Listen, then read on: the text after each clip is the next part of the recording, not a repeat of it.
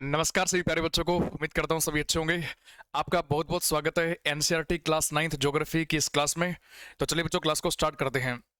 Chapter number first का नाम है बच्चों भारत का आकार और स्थिति, यानी कि भारत कितना बड़ा है, कितना लार्ज है और उसकी स्थिति क्या है, यानी कि लोकेशन क्या है पूरे विश्व में। जब जब हम किसी शहर को ढूंढते हैं बच्चों, तो शहर को अपन स्टेट के अंदर ढूंढते हैं, किसी भी राज्य में। जब राज्य को ढूंढना होता है तो हम पूरे भारतवर्ष में ढूंढते हैं, और यदि बच्चों हमें पूरे भारत को ही ढूंढना है तो फिर अपने को पूरे वर्ल्ड में भारत की स्थिति क्या है उसके बारे में जानना पड़ेगा। तो क्लास की शुरुआत यानी कि एनसीईआरटी की लाइन टू लाइन अपन डीएनए करने वाले हैं। तो इसमें सबसे पहले बच्चों शुरुआत यहाँ से होती है। भारत विश्व की प्राचीनतम संस्कृतियों में से एक है, ये बात हम सभी जानते हैं। भारत का कल्चर बच्चों बहुत पुराना है और आज भी हम उस कल्चर को फॉलो करते हैं। पिछले 5 दशकों में भारत ने सामाजिक आर्थिक रूप से बहुमुखी उन्नति की है, यानी कि समाज के अंदर जो कंडीशन है बच्चों भारत के लोगों की वो उसमें चेंज आया है। और जैसा कि आप सुनते हैं कि भारत 1991 तक आर्थिक रूप से काफी कमजोर था, पैसे की यहाँ पर किल्लत थी, भुखमरी, गरीबी, देश में आर्थिक तंगी। उसको चेंज करते हुए आज हम ये पढ़ते हैं कि भारत दुनिया की चौथी सबसे बड़ी अर्थव्यवस्था बन चुका है। तो किस तरीके से बच्चों यहाँ पर अपन ने चेंज करा है? कृषि, उद्योग, तकनीकी, सर्वांगीण आर्थिक विकास में अद्भुत प्रगति हुई है। कृषि में तो अपन हम जानते ही बच्चों कि भारत एक कृषि प्रधान देश है। दूसरी पंचवर्षीय योजना से अपन ने उद्योग के क्षेत्र में भी काफी ज्यादा उन्नति की है। भारत में टेक्नोलॉजी भी आई है तकनीकी रूप से, और कुल मिला के बात यह है कि भारत ने हर एक सेक्टर में विकास किया है, आर्थिक विकास। जब जब हम बच्चों आर्थिक के बारे में सुनते हैं तो इसका सिंपल मीनिंग क्या बनता है? आर्थिक का सिंपल अर्थ क्या बनता है बच्चों? इसका सिंपल मीनिंग बनता है पैसे की बात यहां पर की जा रही है। जब जब आपा कोई शब्द वित्तीय पढ़ते हैं या फिर हम आर्थिक पढ़ते हैं, इसका मतलब बच्चों पैसे की बात की जा रही है। तो यदि हम पैसे के मामले में डेवलपमेंट करते हैं, विकास करते हैं, तो उसे कहा जाएगा आर्थिक विकास। भारत ने कल्चर तो भारत का है ही प्राचीन, उसके साथ में कह रहा है कि देश की आज़ादी के बाद में 1947 के बाद में भारत ने अलग अलग सेक्टर्स में प्रगति की है। चाहे फिर वो एग्रीकल्चर हो, हम जानते हैं कि भारत एक कृषि प्रधान देश है। भारत में टेक्नोलॉजी के मामले में हमने इंप्रूवमेंट की है, और भारत ने बच्चों इंडस्ट्री में भी इंप्रूवमेंट की है। भारत का विश्व में इतिहास में भी महत्वपूर्ण योगदान रहा है। स्थिति की बात करते हैं यहाँ पर सबसे पहले भारत की, तो भारत एक विशाल देश है जैसे कि हम जानते हैं, और इसकी विशालता का अंदाजा हम ये लगा सकते हैं बच्चों की पूरे वर्ल्ड में। यदि अपन एरिया वाइज बात करते हैं, पूरे वर्ल्ड में बच्चों पर एरिया वाइज बात करते हैं, तो भारत का जो स्थान है वो आता है 7th। पूरे विश्व में भारत बच्चों 7th पोजीशन पर आता है। और पूरे वर्ल्ड में यदि मैंने इसके एरिया की बात करें तो बच्चों कवर करता है 2.4%। एरिया कवर करता है 2.4%। और वैसे यदि बात करें बच्चों तो भारत का एरिया है कितना? 32,87,263 यह उत्तरी गोलार्ध में स्थित है। अब सबसे पहले जानने का प्रयास करते हैं कि भाई ये उत्तरी गोलार्ध का अर्थ क्या बनता है। अगर मैं आपसे कहूं मोटा मोटी समझने के लिए कि क्या हम विश्व को कह सकते हैं कि विश्व, हमारी जो पृथ्वी है बच्चों, हमारा जो गोला है, ये गोला एक फुटबॉल की तरह है। भाई स्कूल में हेडमास्टर प्रिंसिपल के ऑफिस में आपने एक ग्लोब देखा होगा, लट्टू बोलते हैं उसे, ग्लोब देखा होगा बच्चों। तो ग्लोब को अपन कंपैरिजन कर सकते हैं फुटबॉल से। और फुटबॉल या फिर ग्लोब जब हम देखते हैं बच्चों तो समझ में आता है कि सर ये तो गोला है, गोला। पृथ्वी एक गोला है, और गोले को बच्चों इंग्लिश में हम स्फीयर कहते हैं। और वहीं पर यदि इस गोले को बच्चों हम बीच में से काट के पढ़ते हैं तो हम ये पढ़ सकते हैं कि सर यदि गोले को बीच में से काट देंगे तो आधा गोला ऊपर बचा और आधा गोला नीचे बचा। जैसे हमारी इस पृथ्वी को यदि मैं बीच में से बच्चों कट करता हूं इस तरीके से, तो आप यहां से कह सकते हैं कि सर फिर तो आधा गोला ऊपर बचा है जिसे हम गोलार्ध कहते हैं, और आधा गोला बचा है बच्चों नीचे जिसे हम गोलार्ध कहते हैं। तो सर फर्क क्या है? फर्क सिर्फ इतना है बच्चों, जो ऊपर वाला गोला होगा जिसमें मैं डॉट डॉट कर रहा हूं, ये जो ऊपर वाला गोला बनता है, क्योंकि सेंटर वाली लाइन के ये उत्तर में बना है तो इसे हम क्या बोलेंगे? उत्तरी गोलार्ध। सेंटर वाली लाइन के बच्चों ये क्या बना है? उत्तर नॉर्थ में बना है तो इसे हम क्या बोलेंगे? उत्तरी गोलार्ध बोलेंगे। इंग्लिश में इसे हम बच्चों नदर्न हेमिस्फीयर के नाम से जानते हैं। और नीचे वाला जिसको मैं प्लस प्लस कर रहा हूं, क्योंकि ये बना है बच्चों इस लाइन के नीचे, और नीचे मतलब दक्षिण में बना है तो इसे हम क्या कहते हैं? इसे बच्चों दक्षिणी गोलार्ध के नाम से हम जानते हैं। साउथ में बना है तो इसे हम दक्षिणी गोलार्ध के नाम से जानते हैं, कि सदर्न हेमिस्फीयर के नाम से हम जानते हैं। बोला सर ये बात तो ठीक है, समझ में आ रही है, बट आप हमें ये बता दीजिए कि भारत कहाँ पर स्थित है। जैसा कि यहाँ पर मेंशन भी है, भारत पड़ता है बच्चों उत्तरी गोलार्ध में। तो इसका सिंपल सा अर्थ क्या बना भाई? भारत पड़ता है उत्तरी गोलार्ध में, इसका अर्थ क्या बना? बोला सर जी इसका सिंपल अर्थ ये बनता है कि भारत की लोकेशन नॉर्थ में है, तो मतलब यहाँ कहीं होगी। ये बच्चों भारत की लोकेशन है, पूरे वर्ल्ड पे, पूरे मैप पे अगर आप देखते हैं तो ये भारत की लोकेशन है। तो भारत ना दक्षिण में है ना दोनों में आता है, ये टोटली कहाँ पड़ता है? उत्तर वाले हिस्से में आता है, इनकी उत्तरी गोलार्ध में आता है, नदर्न हेमिस्फीयर में आता है। उसके बाद आइए बात करते हैं नेक्स्ट, आगे क्या लिखा हुआ है इसमें, कह रहा है बच्चा ये, इसमें आपसे कह रहा है ये, इसका मुख्य भाग 8 डिग्री 4 मिनट उत्तर से 37 डिग्री 6 मिनट उत्तर अक्षांश तथा 68 डिग्री 7 मिनट पूर्व से 97 डिग्री 25 मिनट पूर्व देशांतर तक है। अब इसका मीनिंग क्या बनता है ये बात करते हैं। तो नीचे एक मैप मेंशन है, सबसे पहले वहां पर चलते हैं बच्चों, मैप पर चलते हैं सबसे पहले।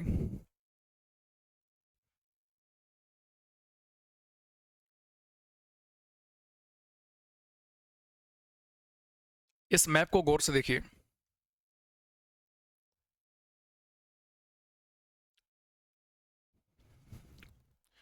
इस मैप को गौर से देखिए जो आपके सामने दिखाया जा रहा है। और इस मैप में आप देख पा रहे हो बच्चों, ये पूरा का पूरा वर्ल्ड मैप है, और इस वर्ल्ड मैप में जो आपको ब्लू वाला पोर्शन दिख रहा है, ये बच्चों महासागर यानी कि ओशियन है। और ऐसे बड़े बड़े यदि मैं महासागरों की बात करता हूं तो बच्चों 5 महासागर हैं हमारे पूरे की पूरी पृथ्वी पर, जिसमें आप पढ़ते हैं बच्चों प्रशांत यानी कि पैसिफिक ओशियन, आर्कटिक ओशियन जिसे हम आर्कटिक महासागर कहते हैं, अटलांटिक ओशियन अटलांटिक महासागर जिसे बच्चों अपन अंध महासागर कहते हैं। भारत के नीचे के वाले हिस्से की बात करते हैं इंडियन ओशियन जिसे हम हिंद महासागर कहते हैं। और एक बच्चों पड़ता है साउथ में जिसे हम सदर्न ओशियन कहते हैं कि दक्षिणी महासागर कहते हैं। तो ऐसे ऐसे हमारे इस पूरी पृथ्वी पर ग्लोब पर 5 ओशियन यानी कि 5 महासागर है। देखिए सबसे ऊपर में उत्तर में जो महासागर है बच्चों वो कौन सा होगा? सबसे नॉर्थ में सर जो होगा उसे हम क्या बोलेंगे? आर्कटिक महासागर। ए फॉर बनेगा बच्चों आर्कटिक महासागर।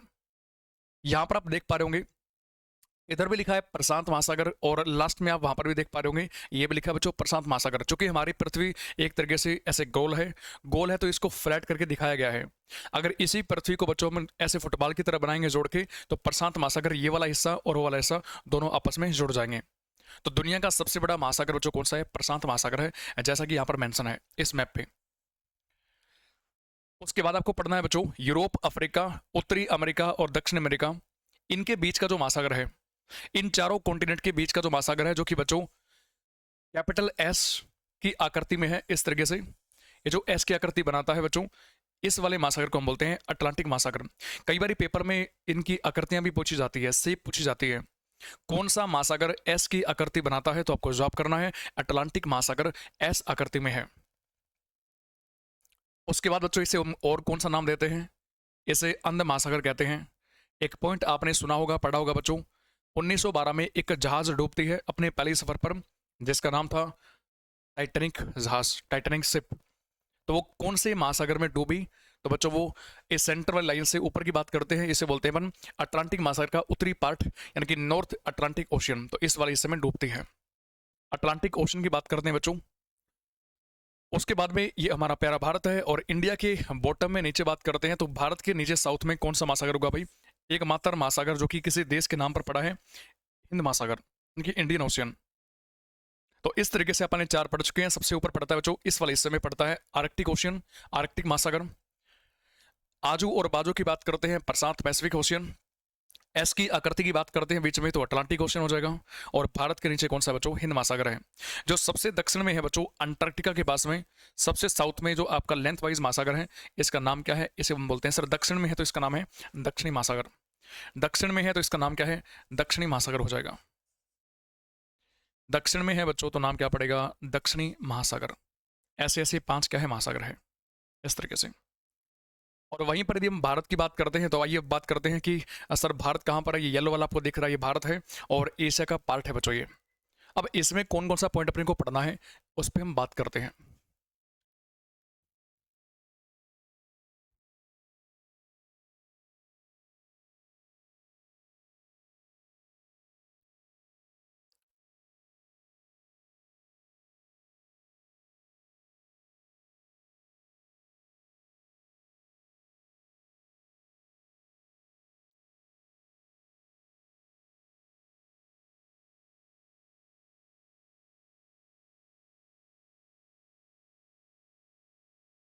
अगर इस मैप को बच्चों पर गौर से देखें तो आपको सबसे पहले दो लाइन पढ़नी है, और वो कौन कौन सी। ऊपर में कुछ डिग्रियां दिखा रखी है, जैसे आप देख पा रहे होंगे सेंटर में बिल्कुल बीच वाली डिग्री वो जो बच्चों वो 0 डिग्री है। उसके बाद में 30 डिग्री, 60, 90, 120, 150, 180। ठीक वहीं पर आप यूं पढ़ते हैं कि सर इसके वेस्ट साइड में भी 30, 60, 90, 120, 150, 180, इस तरीके से डिग्रियां मेंशन है यहाँ पर। तो बिल्कुल जो सेंटर वाली डिग्री है बच्चों 0 डिग्री, ये किस तरीके से पास होती है, ये ऐसे लेंथ वाइज नीचे आ रही है, अफ्रीका से पास हो रही है, फिर नीचे आ रही, नीचे आ रही है बच्चों। ये जो आपकी लाइन है इसे हम बोलते हैं 0 डिग्री। ये कौन सी बच्चों 0 डिग्री है। तो हमारे कंप्लीट अर्थ पे, हमारी कंप्लीट गोले पे दो तरीके से लाइन खींची गई है, और दो कौन कौन सी, कि पूरे की पूरी पृथ्वी पर जो लाइन बच्चों बिल्कुल सीधी ऐसी लंबी लाइन खींची गई है। और लंबी लाइनों को हम किस नाम से जानते हैं भाई, इनको हम बोलते हैं लॉन्गिट्यूड लाइन। अब लंबी को तो लॉन्ग ही बोलेंगे भाई, तो इसे इंग्लिश में लॉन्गिट्यूड लाइंस, यानी कि इसे बच्चों हिंदी में देशांतर रेखा कहते हैं। ये कौन सी देशांतर रेखा है। और हमारी पृथ्वी पर जो लाइनें खींची गई है ऐसी टेढ़ी, या फिर हम लेटी लाइनें कह सकते हैं इनको, ये लाइनें जो लेट चुकी है बच्चों, इनको हम बोलते हैं लैटिट्यूड लाइंस, यानी कि अक्षांश रेखा। तो दोनों लाइनें आपके लिए इंपॉर्टेंट है, यदि चैप्टर आपको अच्छे से कवर करना है ये, तो आपको जानना होगा बच्चों हमारी पूरी पृथ्वी पर, हालांकि ये इमेजिनरी लाइन है, वास्तव में लाइन ऐसी कोई बनती नहीं है, लेकिन फिर भी हम इनको समझने की दृष्टि से याद करते हैं कि भाई हमारी पूरी पृथ्वी पर जो लाइनें ऐसे खींची गई है लंबी, जैसे कि यहाँ पर मेंशन है सीधे वाली, इनको बोलते हैं देशांतर रेखा। जबकि जो लाइन लेटी है बच्चों इस तरीके से, उनको हम बोलते हैं अक्षांश रेखा। तो अगर मैं वही ऐसे बनाऊं कि सर ये कौन सी लाइन है, एक लाइन जो ऐसे इस तरीके से जा रही है, ये लाइन कौन सी है, लेटी लाइन है, तो बच्चों नाम क्या पड़ेगा, लैटिट्यूड। और इसे बच्चों कहा जाता है हिंदी में क्या, इसे अक्षांश रेखा कहते हैं। इसकी वैल्यू भी क्या है, 0 डिग्री। इसकी वैल्यू भी क्या है, 0 डिग्री है। इसकी लंबे वाले की वैल्यू भी क्या है, 0 डिग्री है। इस तरीके से बोला सर ठीक है, लाइनें आपने बता दी, सीधी वाली को बोलेंगे हम देशांतर, जबकि लेटे वाली को हम बोलेंगे अक्षांश रेखाएं। लेकिन इनका यूज क्या है, लाइनों का यूज क्या है, तो लाइनों का यूज बच्चों दोनों की दोनों रेखाएं काम आती है किसी भी लोकेशन के बारे में जानकारी प्राप्त करने के लिए। यदि पूरे वर्ल्ड में अपने को भारत को खोजना है, तो भारत के बारे में जो सटीक जानकारी मिलती है, हवाई जहाज उड़ के हमारे देश में पहुंचते हैं, शिप हमारे देश में पहुंचते हैं, या फिर आप एक स्थान से दूसरे स्थान पर ट्रेवल करते हैं, तो आपने ओला सुना होगा, उबर का नाम सुना होगा, आप गूगल मैप यूज करते हैं। तो यहाँ पर सटीक जानकारियाँ कैसे प्राप्त होती है, आप घर बैठे बैठे व्हाट्सएप से किसी के पास में अपनी करंट लोकेशन शेयर करते हैं और वो आप तक पहुंचता है। तो उसके पास में ये सटीक जानकारी कैसे पहुंचती है, क्योंकि बच्चों उसके पीछे काम करती है ये रेखाएं, जिसको हम अक्षांश रेखा और देशांतर रेखा कहते हैं। तो किसी भी हिस्से के देश में या फिर के वर्ल्ड में किसी भी कोने के बारे में यदि आपको जानकारी प्राप्त करनी है, उसकी लोकेशन प्राप्त करनी है, तो फिर आपको कौन से रेखाओं की सहायता लेनी होगी, अक्षांश और देशांतर रेखा। जबकि देशांतर रेखा का एक और यूज है, ये थोड़ी और मेहनती है, तो इसकी एक और मैंने जानकारी देती है। अक्सर आप सुनते हैं बच्चों कि किसी देश में अभी सुबह हुई है तो किसी देश में रात हो रखी है, किसी देश में शाम है, किसी देश में दिन निकला है, किसी देश में कुछ है। तो हर टाइम पर अलग अलग देश से बच्चों समय अलग होता है, हर एक समय अलग अलग कंट्री में समय अलग होता है। तो समय के बारे में हमें जो जानकारी देती है वो कौन सी रेखा है, ये जो बच्चों आपको देशांतर रेखा है लंबे वाली, ये रेखा आपको समय के बारे में जानकारियां प्राप्त कर देती है, कौन सा देश कितना किससे आगे कितना किससे पीछे है। अब जैसा कि ऊपर मेंशन है यहाँ पर कि भारत कह रहा है कि भारत की लोकेशन क्या बनती है बच्चों, तो इसमें साफ साफ लिखा है 8 डिग्री 6 मिनट से 8 डिग्री 4 मिनट से लेकर 37 डिग्री 6 मिनट तक की। थोड़ा सा मैं इसको नीचे करता हूँ ताकि आप देख पाओगे।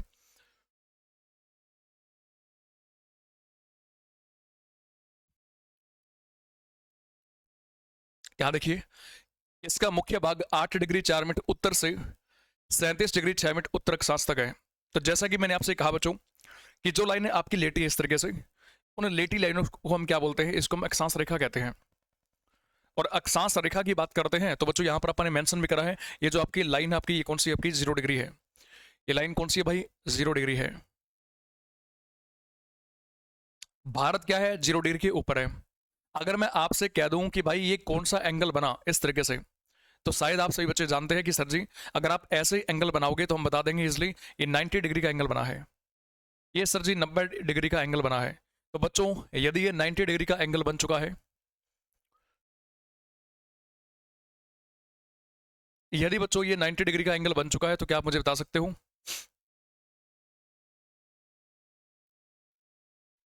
0 डिग्री से यदि अपने को 90 डिग्री पहुंचना है यहाँ तक, तो मैं कह सकता हूँ कि सर जी बाकी सारी डिग्रियां बीच में आएगी। जैसे अगर यहाँ से हम एंगल को यूं बनाएंगे इस तरीके से, एक एंगल ऐसे बनाएंगे अपन, तो फिर ये एंगल कौन सा बना, तो यहाँ पर साफ साफ मेंशन है 60 डिग्री। बस सर जी एक एंगल अगर हम ऐसे बना देंगे तो ये कौन सा बना, सर जी ये बना 45 डिग्री। अगर एंगल को हम ऐसे बनाएंगे तो कौन सा बना, सर जी बना 30 डिग्री। तो मतलब आप एंगल बना के बता सकते हैं कि सर जी कहाँ पर कौन सा एंगल बनता है। ऐसे बनाओगे तो बिल्कुल ऊपर बनेगा बच्चों कौन सा, 90 डिग्री, 75, 60, 45, 30, और ये कौन सा 0 डिग्री है। उसी प्रकार से एंगल वहां पर भी क्रिएट होंगे, उस साइड भी होंगे। तो एक्चुअली में अगर मैं ऐसे बनाऊं कि सर जी ये कौन सा एंगल है, ये इधर भी तो कौन सा बनता है बच्चों, 75 डिग्री बनता है, 75 डिग्री बनता है।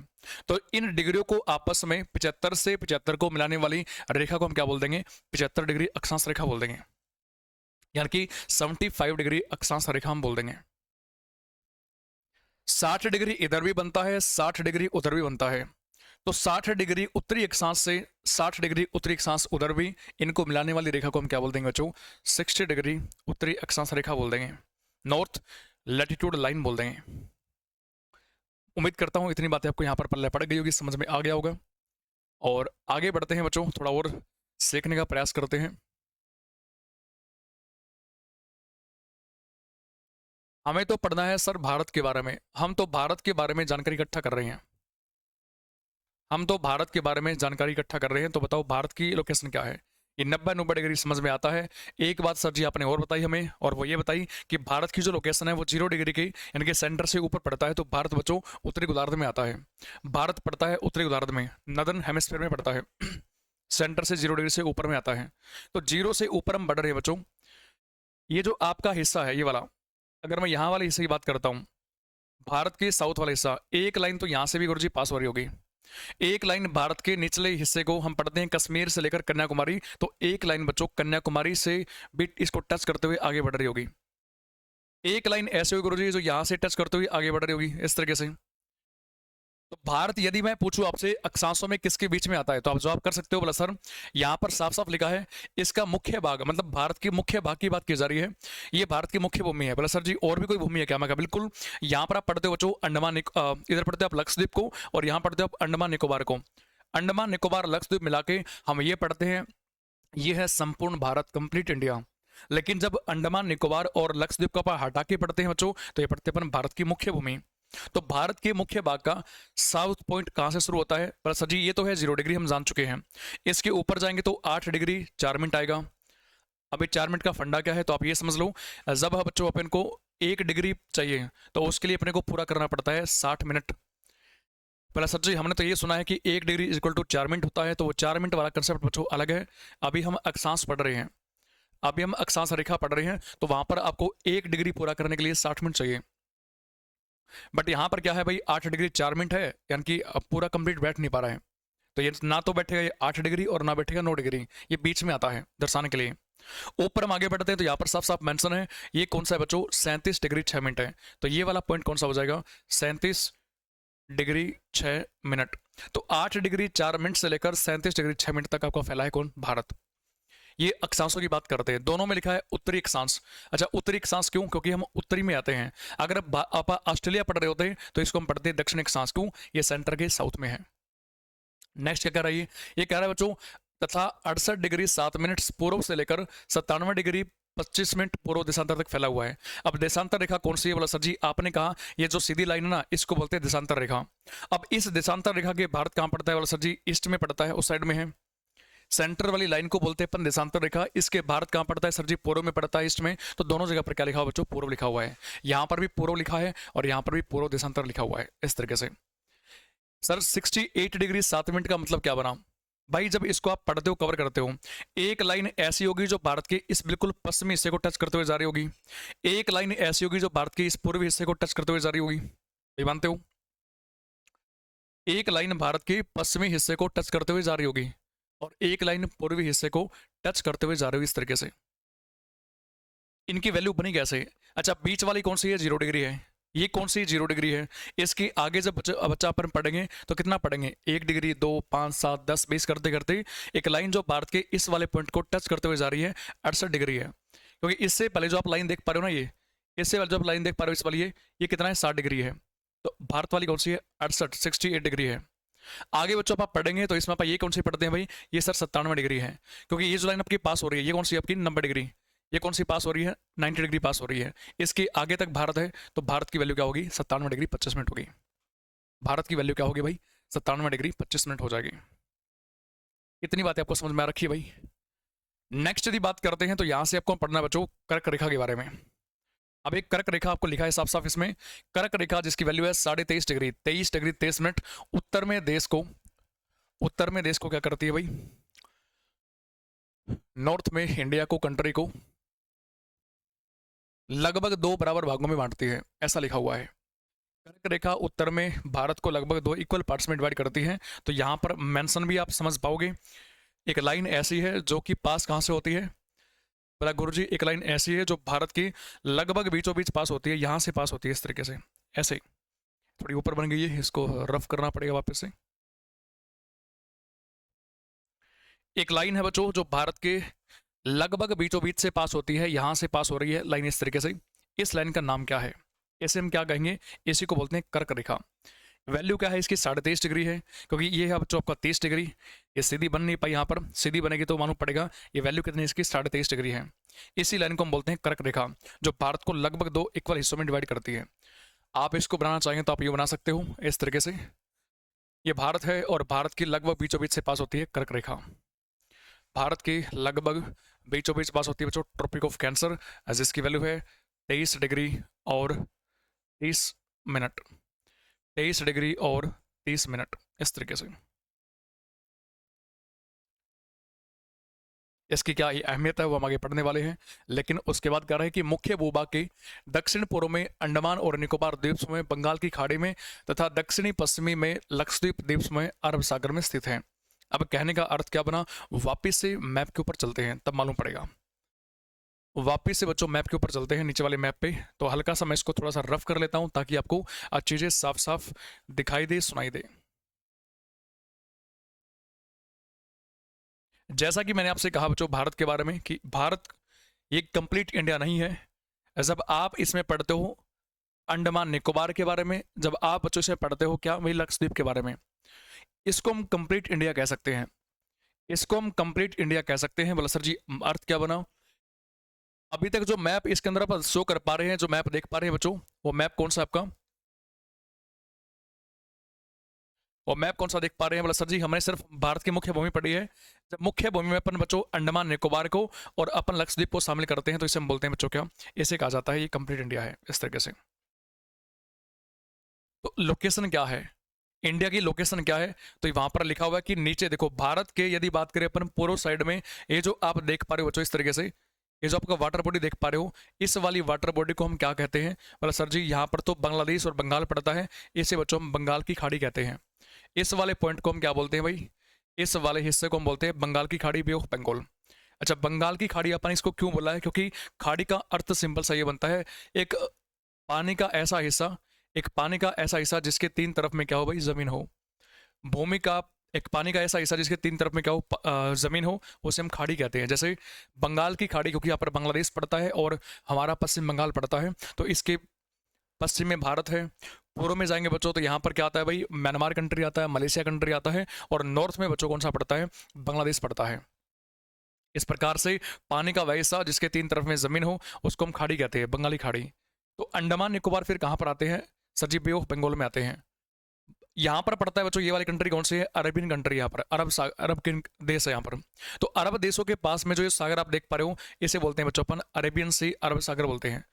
जिसको मैं डॉट डॉट कर रहा हूँ ये कौन सा सागर आपका, अरेबियन सी यानी कि अरब सागर है। तो अरब सागर में क्या पड़ता है सर जी, लक्षद्वीप पड़ता है। और भारत के नीचे कौन सा महासागर हुआ, इंडियन ओशियन, हिंद महासागर हुआ। तो भारत के पश्चिम में अरब सागर है जिसमें लक्षद्वीप स्थित है, भारत के पूर्व में बंगाल की खाड़ी है जिसमें बच्चों अंडमान निकोबार आता है, और भारत के दक्षिण में बात करते हैं तो इंडियन ओशियन यानी कि महासागर, हिंद महासागर स्थित है।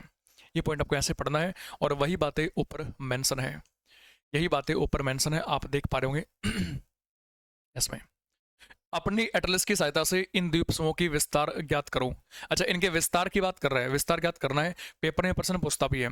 तो विस्तार हम ज्ञात कर सकते हैं भाई, जैसे अगर आप नीचे बॉटम से चले, यदि बच्चों आप नीचे बॉटम से चले तो क्या आप कैच कर सकते हो इस चीज़ों को, अगर मैं आपसे कह दूं कि भाई आप भाई कहाँ से आ रहे हो, 0 डिग्री से आप आ रहे हो नॉर्थ में, तो क्या आप कैलकुलेट कर सकते हो कि सबसे पहले क्या आएगा, भारत की मुख्य भूमि आएगी या फिर अंडमान निकोबार आएगा? तो आप जवाब करोगे बोला सर जी पहले तो अंडमान निकोबार आएगा, पहले तो अंडमान निकोबार आएगा। क्यों? ये और भी साउथ में है सर।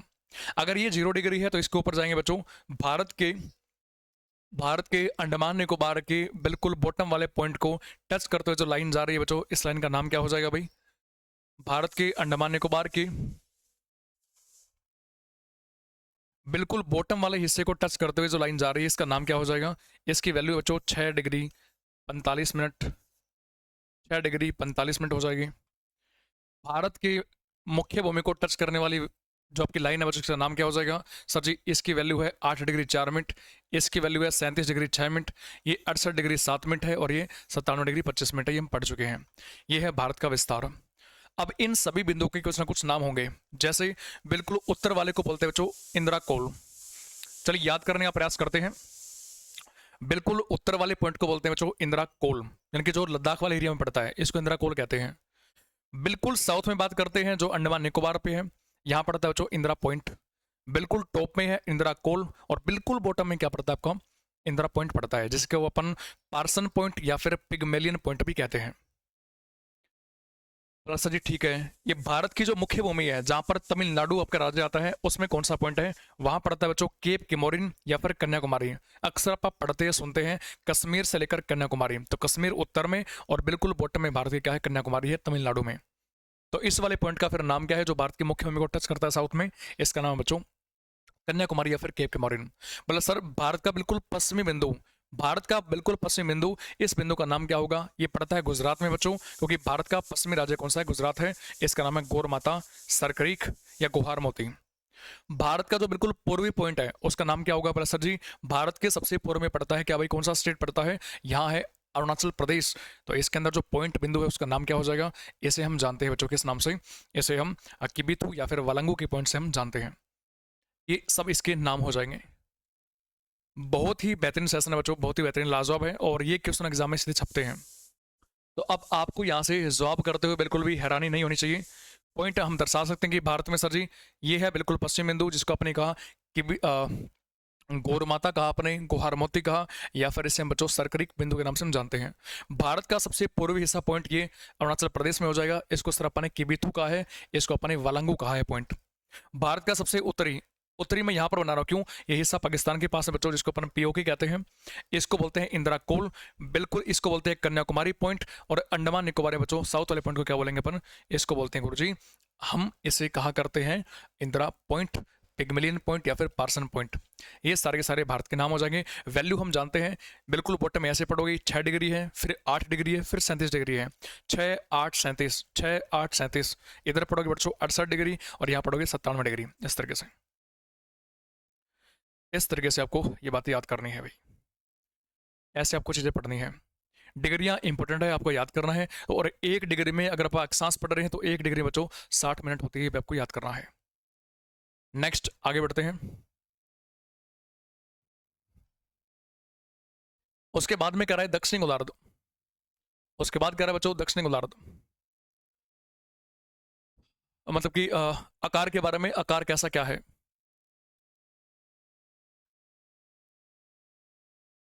भारत के भूभाग का कुल क्षेत्रफल कितना है? 32.8 लाख है। और 8 लाख क्या है? वर्ग किलोमीटर है। मतलब बच्चों 32.8 लाख का अर्थ क्या बना भाई? 32.8 लाख का अर्थ क्या बना? यदि अपन जानने का प्रयास करें तो आपको, आप ये लिख सकते हो 32,87,263 किलोमीटर स्क्वायर। 32,87,263 किलोमीटर स्क्वायर बन जाएगा।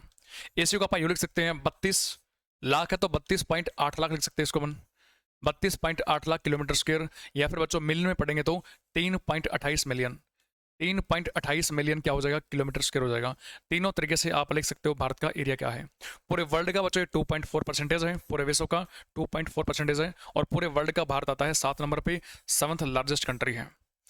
कमेंट करके आप मेरे को ये बताओगे कि भारत का, यदि भारत दुनिया में 7वां सबसे बड़ा कंट्री है तो सबसे छोटा कंट्री कौन सा है? दुनिया का सबसे छोटा देश कौन सा है, ये आप मेरे को बताओगे। यहाँ पर ही मेंशन है। आगे बढ़ते हैं नेक्स्ट।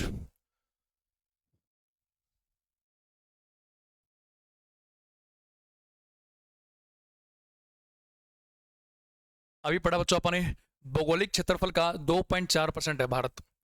चित्र 1.2 से है स्पष्ट है कि भारत विश्व का 7वां बड़ा देश है, ये हम पढ़ चुके हैं। भारत की स्थल सीमा रेखा लगभग 15,200 किलोमीटर और समुद्री तट रेखा अंडमान निकोबार द्वीप समूह तथा लक्षद्वीप समूह के साथ में 7516.6 किलोमीटर है।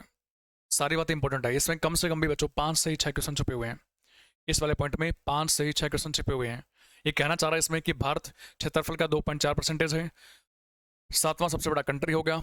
स्थलीय सीमा बच्चों 15,200 किलोमीटर की है और समुद्री सीमा तटरेखा की बात करता है अंडमान निकोबार और लक्षद्वीप को मिलाकर बैठती है 7516.6 किलोमीटर। अब इसका मतलब क्या बना,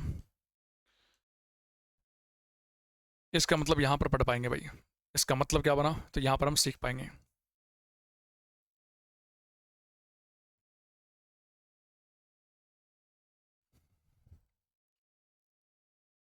सबसे पहले अपन बात करते हैं जो तट रेखा के बारे में।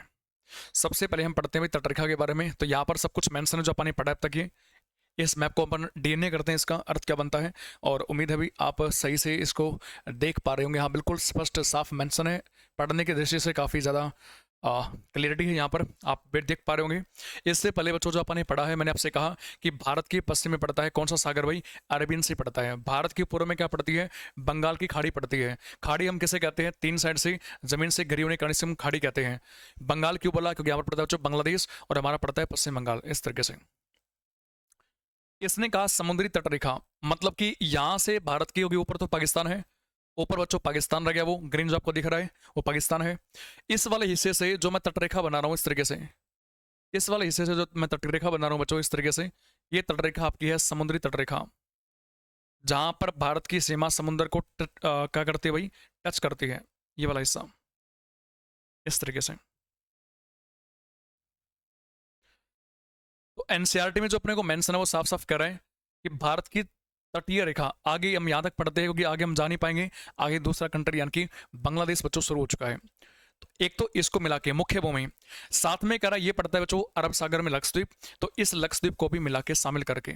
साथ में कह रहा है अंडमान निकोबार, बंगाल की खाड़ी में ये पड़ता है बच्चों अंडमान निकोबार, नीचे तक फैला हुआ बच्चों ये अंडमान निकोबार है, इसकी भी सीमा को मिलाकर,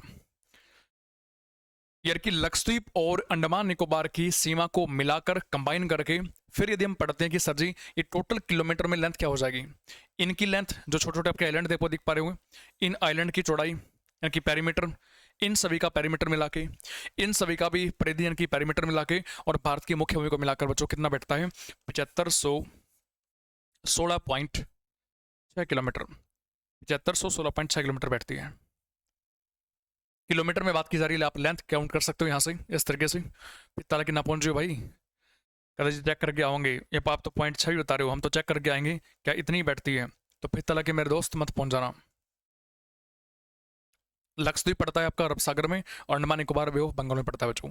टोटल लेंथ काउंट करेंगे 7516.6 किलोमीटर है। इनको छोड़ के पढ़ते हैं कि सर जी इनको छोड़ दो, लक्षद्वीप को छोड़ दो और अंडमान निकोबार को, तो फिर आपकी कितनी बैठेगी बच्चों, 5422.6 किलोमीटर है। 5422.6 किलोमीटर बैठती है छोड़ के।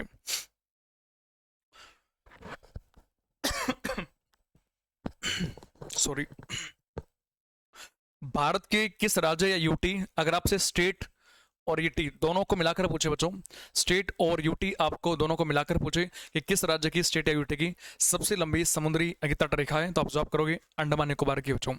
स्टेट या यूटी में से पूछता आपसे तो अंडमान निकोबार होगा, 1962 किलोमीटर की है। लेकिन वहीं पर आपसे सिर्फ स्टेट पूछता है कि भारत के कौन से राज्य की समुद्री तटरेखा सबसे लंबी है, आप जवाब करोगे जे फॉर गुजरात, गुजरात की बढ़ती है बच्चों, 1214 किलोमीटर की है गुजरात की। सबसे कम पूछेगा तो यहाँ पर स्टेट पड़ता है कौन सा, गोवा। सबसे कम पूछेगा तो बच्चों बताओगे गोवा, गोवा की समुद्री तटरेखा है भाई कितना, 101 किलोमीटर की है। इस तरीके से पढ़ना आपको सारी बातें। भारत की बॉटम में कौन सा पड़ोसी देश है, श्रीलंका है। और नीचे बैठेंगे बच्चों, यहाँ पर कौन सा कंट्री पड़ता है नीचे, यहाँ पर इस वाले हिस्से में नीचे पड़ता है मालदीव कंट्री। तो भारत के 2 जलीय पड़ोसी देश भी है, एक श्रीलंका जल के साथ में सीमा साझा करता है बच्चों, ये पड़ोसी देश हो गया, और एक देश पड़ता है नीचे, यहाँ पर कौन सा कंट्री भाई, मालदीव पड़ता है। 2 जलीय पड़ोसी देश भी आपके हो जाएंगे भारत के। नेक्स्ट कुछ बातें और पढ़ते हैं ऊपर, जैसे यहाँ पर मेंशन भी है। अब बात करते हैं जो भारत की स्थलीय सीमा, अब बात करते हैं भारत की स्थलीय सीमा की। बोला गुरुजी स्थलीय सीमा का अर्थ क्या बना? भाई बाउंड्री आपकी लगती है स्थल से। इस वाले पॉइंट से अगर आप चेक करोगे तो ये बच्चों जमीन जो आपको देख पा रहे हो, ये जो आपकी लाइन देख पा रहे हो, ये जमीन के साथ में किसी और कंट्री के साथ में भारत की साझा होती है।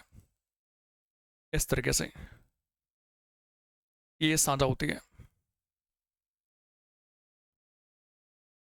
तो भारत की यदि आप ये लेंथ चेक करोगे यहां पर जाके तो आप पाओगे ये टोटल जो लेंथ है बच्चों आपकी इस तरीके से घूम घाम के आ, ऐसे घूम घाम के जो लाइन बैठती है आपकी, ये तटरेखा कितनी बैठेगी, ये टोटल लेंथ क्या है यहां तक की, ये कितना बैठेगा, ये कितना किलोमीटर बैठेगा यहां से, क्योंकि टोटली की टोटली भारत की ये जो बाउंड्री आप देख पा रहे हैं ये जमीन के साथ में सीमा साझा करती है। ये लेंथ कितनी है बच्चों? ये लेंथ बैठती है 15,200 किलोमीटर की। ये बैठती है 15,200 किलोमीटर की। 15,200 किलोमीटर कितने देशों के साथ में सीमा साझा होती है? तो यहाँ पर बच्चों को पढ़ना है 7 देश। 7 कौन कौन से? इधर की आपको बात करते हैं पश्चिम में, उत्तर पश्चिम में पाकिस्तान है, ऊपर बच्चों अफगानिस्तान है 2, इधर पड़ता है कंप्लीट चाइना, चीन, तिब्बत वाला हिस्सा, कंट्री बच्चों 3 हो गई, एक पड़ता है नेपाल 4, भूटान 5 बच्चों, म्यांमार 6 पड़ता है इस साइड में, और ये है बच्चों कौन सा? बांग्लादेश 7। तो भारत की यदि बात करें तो स्थलीय सीमा जो कि 15,200 किलोमीटर लंबी है, ये कुल मिला के 7 देशों के साथ में अपनी बाउंड्री शेयर करती है, सीमा साझा करती है, जिसमें सबसे कम बाउंड्री बच्चों है अफगानिस्तान के साथ में। सबसे कम बाउंड्री है अफगानिस्तान के साथ में, और वो कितनी है भाई? 106 किलोमीटर की है। सबसे कम बाउंड्री है अफगानिस्तान, 106 किलोमीटर की है। और सबसे बड़ी बाउंड्री की बात करते हैं तो बांग्लादेश के साथ में भारत की बाउंड्री जो आपकी बैठती है वो बच्चों 4,096.7 किलोमीटर की है। 4,096.7 किलोमीटर की बैठती है। बांग्लादेश को भारत ने 3 साइड से घिरा हुआ है। बांग्लादेश को भारत ने 3 साइड से घेरा हुआ है, पश्चिम से, पूर्व से और उत्तर से। जबकि बांग्लादेश के दक्षिण में क्या पड़ता है बच्चों? दक्षिण में पड़ता है भाई क्या? बंगाल की खाड़ी पड़ती है। दक्षिण में क्या है? बंगाली खाड़ी है। यदि आप चलोगे बच्चों कहाँ से, कुछ और बातें करते हैं इसमें एडिशन करते हुए, यदि आप चल पड़े कहाँ से भाई? अला गुरु जी हम तो चल पड़ेंगे, कोई दिक्कत वाली बात नहीं है, हमें तो कहीं ना कहीं जाना ही है, कहीं ले चलो, कुछ समस्या नहीं है। इससे पहले मैंने आपसे कहा ये भारत का है बिल्कुल पश्चिमी हिस्सा, पश्चिमी किनारा। कहाँ पड़ता है जी? गुजरात में पड़ता है। इसका नाम क्या पड़ा अपन ने? गौरमाता पड़ा। यदि आप गौरमाता से चले बच्चों और आप ये लेंथ में जा रहे हो कहाँ पर? बिल्कुल इस वाले पॉइंट पे। ये वाला पॉइंट कौन सा है? बोला गुरु जी ये पॉइंट हमने पढ़ चुके हैं, ये किबिथु या वालांगो पॉइंट है। कौन से राज्य में? अरुणाचल प्रदेश में है। तो यदि आप यहाँ से चल के वहां पर जाते हो बच्चों तो आपको कुल मिला के कितना डिस्टेंस चलना पड़ेगा? 2933 किलोमीटर का। कितना आपको डिस्टेंस कवर करना पड़ेगा यदि आप पश्चिम से पूर्व की यात्रा करते हो, लास्ट में जाते हो? 2933 किलोमीटर है। और वहीं पर बच्चों जहां पर आपने पढ़ा है 37 पढ़ा पानी वाला हिस्सा, अगर आप यहां से चलते हो और बिल्कुल नीचे जाते हो ऐसे नॉर्थ से आप साउथ का ट्रेवल करते हो तो आपको कितना डिस्टेंस यहाँ पर कवर करना पड़ेगा? बोला गुरु जी कोई दिक्कत वाली बात नहीं है, डिस्टेंस हम कवर कर लेंगे। आप कहाँ पहुंचे? बिल्कुल बॉटम वाले हिस्से में। आप गुरु जी कहाँ पर पहुंचे हो? आप पहुंच चुके हैं कन्याकुमारी, यहाँ वाले हिस्से में कन्याकुमारी तक पहुंचे आप। तो आपको कितना डिस्टेंस कवर करना पड़ेगा? 3214 किलोमीटर का डिस्टेंस आपको कवर करना पड़ेगा। 3214 किलोमीटर का आपको डिस्टेंस कवर करना पड़ेगा। यानी कि भारत का उत्तर से दक्षिण की जो लंबाई है वो ज़्यादा है बच्चों, जबकि पूर्व से पश्चिम की लंबाई कम है। और इनके बीच में डिफरेंस कितना आता है तो कर सकते हैं अपन। बोला गुरु जी 3214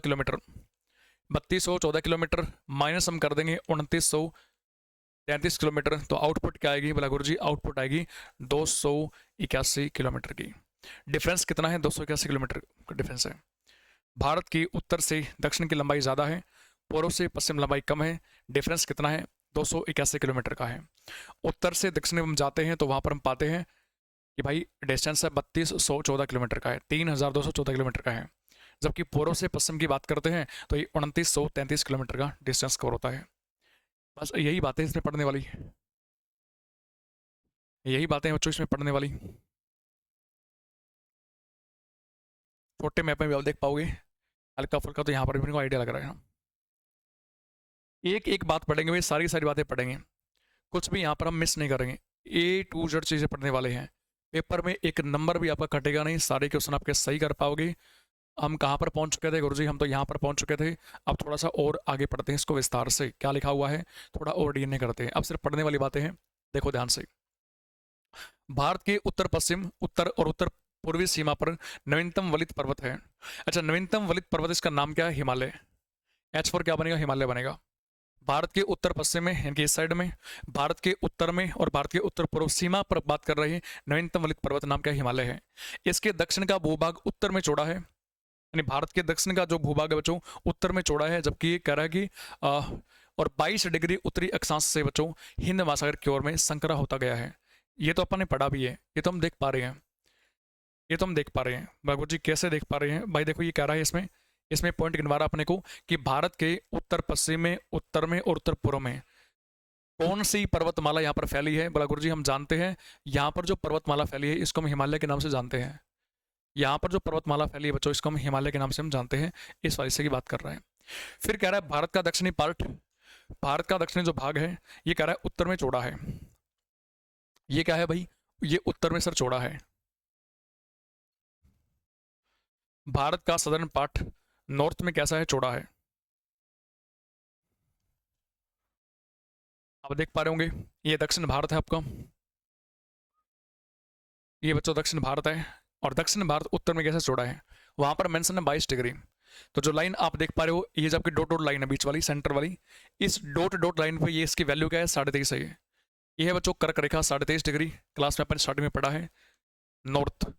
इसके नीचे हम क्या पढ़ेंगे? बोला सर 23.5 है तो यहाँ से पास हो रही होगी 22 डिग्री, यहाँ से कौन सी पास हो रही होगी? 22 डिग्री, इस तरीके से। तो 22 डिग्री जहां पर है वहां पर दक्षिण का पार्ट उत्तर में क्या है? चौड़ा है।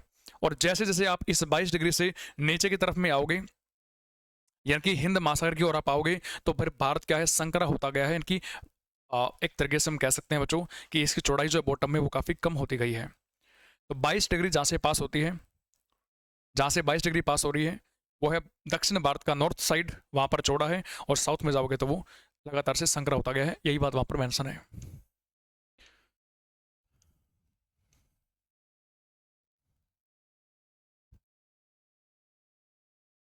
इसके पश्चिम में अरब सागर है, वो हम पढ़ चुके हैं। पूर्व में बंगाली खाड़ी है। चित्र को देख लेंगे भाई, कोई दिक्कत नहीं है। अक्षांश और देशांतर का विस्तार लगभग 30 डिग्री है।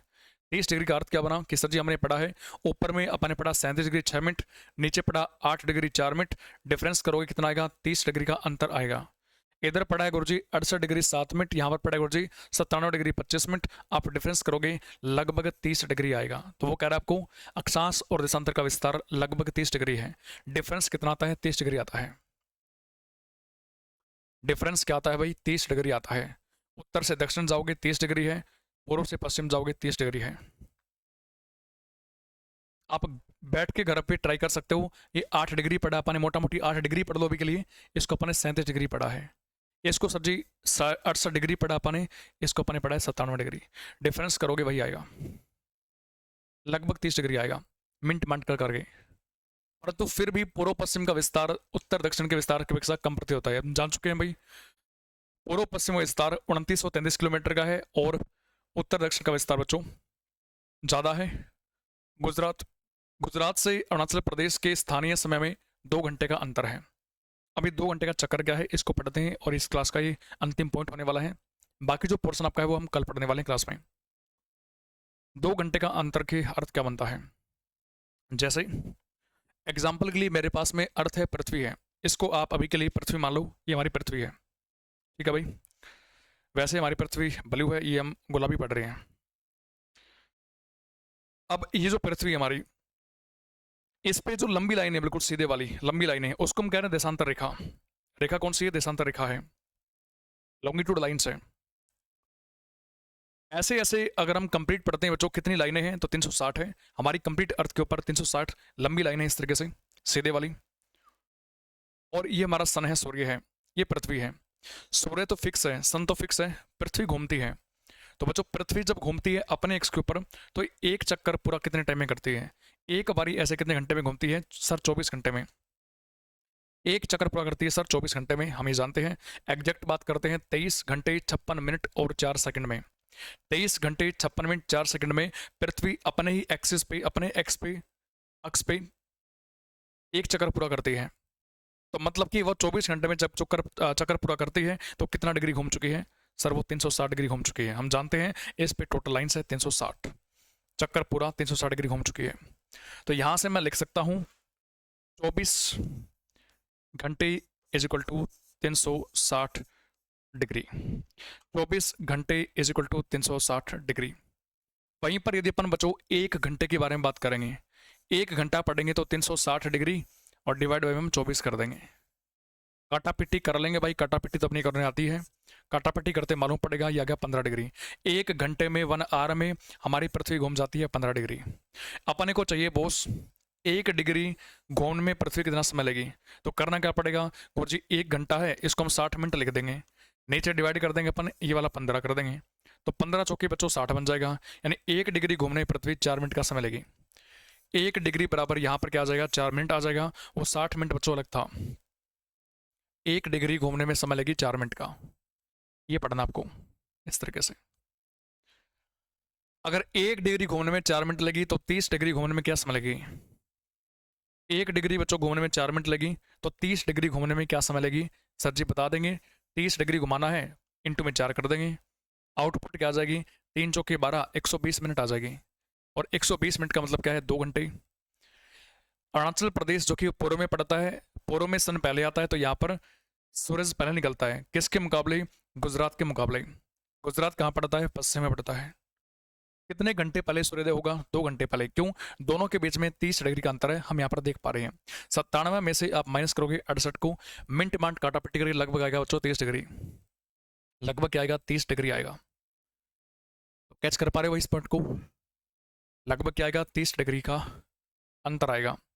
तो अरुणाचल प्रदेश जो कि पूर्व में है, यहाँ पर सन पहले निकलेगा, पश्चिम में बाद में, तो 2 घंटे का अंतर हो गया। 30 डिग्री मतलब 2 घंटा, 30 डिग्री मतलब 2 घंटा, ये पॉइंट यहाँ पर लिखा हुआ है। तो आज की जो क्लास है बच्चों यहाँ तक कर लो। 2 घंटे का अंतर हम सीख चुके हैं। सूरज पहले कहाँ निकलेगा? तो भारत में सबसे पहले सूरज दिखता है अरुणाचल प्रदेश में, सबसे बाद में कहाँ निकलता है? गुजरात में। 2 घंटे का अंतर है। इस तरीके से आपको पढ़ना है, ये कंसेप्ट भी आपको भूलना नहीं, याद करना है। बाकी जो आपका ये चैप्टर है ये हम कल करने वाले हैं कवर। तब तक के लिए सभी को जय हिंद, थैंक यू।